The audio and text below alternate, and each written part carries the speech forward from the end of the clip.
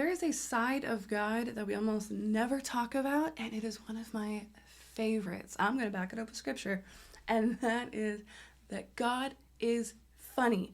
God is hilarious. God is the funniest person, creature, person, deity, whatever.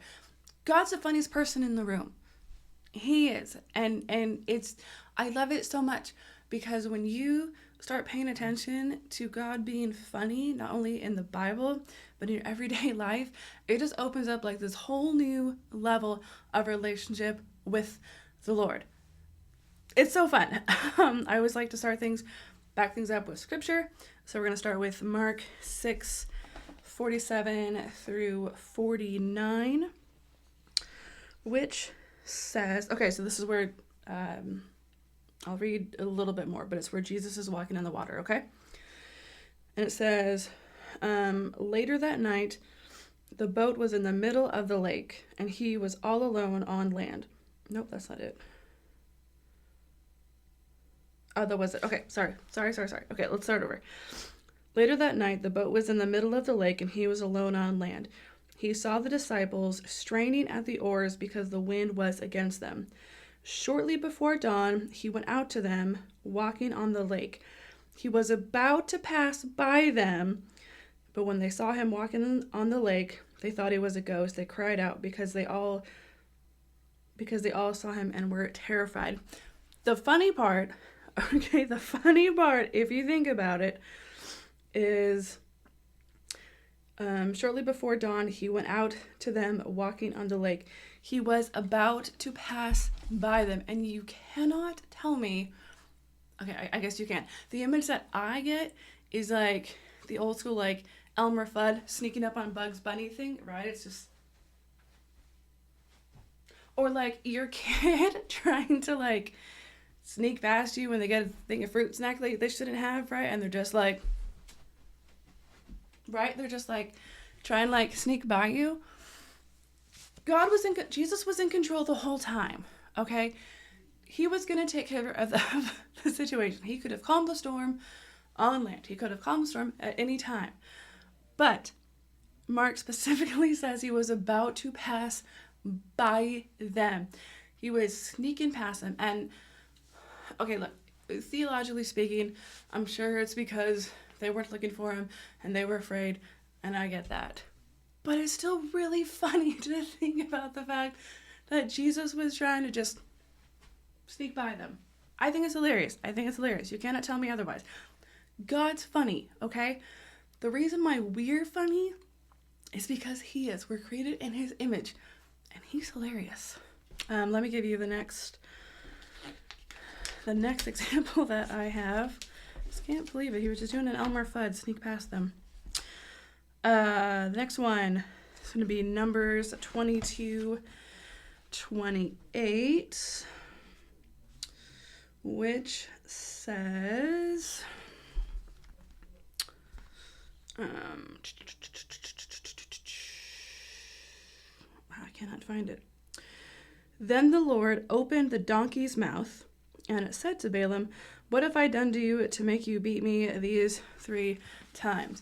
God could have communicated to Balaam any way he wanted to. Anyway, angel of the Lord, voice from heaven, someone else.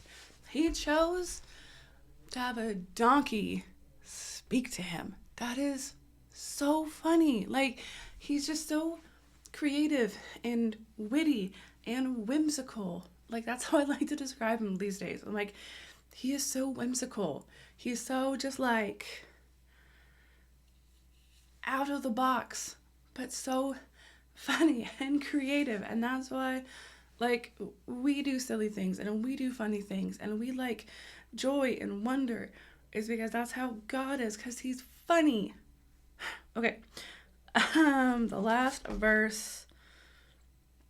Oh, this is fun too. Okay, 1 Samuel chapter 5, verses 1 through 4. After the Philistines had captured the Ark of God, they took it from Ebenezer to Ashdod. Then they carried the Ark into Dagon's temple and set it beside Dagon. So Dagon was a god they had made up and worshipped. When the people of Ashdod rose early the next day, there was Dagon fallen on his face on the ground before the ark of the Lord. They took Dagon and put him back in his place, but the following morning when they rose, there was Dagon fallen on his face on the ground before the ark of the Lord. His head and hands had been broken off and were lying on the threshold. Only his body remained. Okay, guys, again, God could have done anything to destroy that God that they had made up. But all I see in my head when I read that is him just going, boop, knock you over like you would push over like a domino, right? Or I do this thing with my kids where like if they have like a soda on the table, then I'll just do this and I'll just slowly like start pushing it away, or like their plate of food and stuff, just to be silly, just to be funny, just to add some joy and some wonder and some humor to the situation. Like, God could have like burned that thing up. He could have made it disappear. He could have had a, I don't know, lion come in and eat it, but instead he was just like, bloop, knocking it over. And then it was like, oh, you guys are going to put it back? Well, let me do this. Boop. And the arms fell off because he's funny and he's whimsical. And so often, and it's true, but so often then we think of God as a stern, serious judge. And he is. But we can't put him in a box like that because it limits our relationship with him. It limits how we talk to him, how we approach him when he says, come to me. I firmly believe that if you start thinking of God as somebody that does funny things and whimsical things, and you start looking for them, I wish I had an example for you, but I just couldn't come up with one before I started filming. But I know he does it. I know he says things and does funny things. And when you start to believe that, it opens up this whole new level of relationship that you get to have with him, because you can be like, that was pretty funny, God, or God, did you really just do that? Like, just fun things is one of my favorite parts about the Lord, and I really hope that this video open your eyes to beginning to see that attribute of the Lord. So that is the end of our Who is God series. I'm so glad you're here. Thank you so much for watching.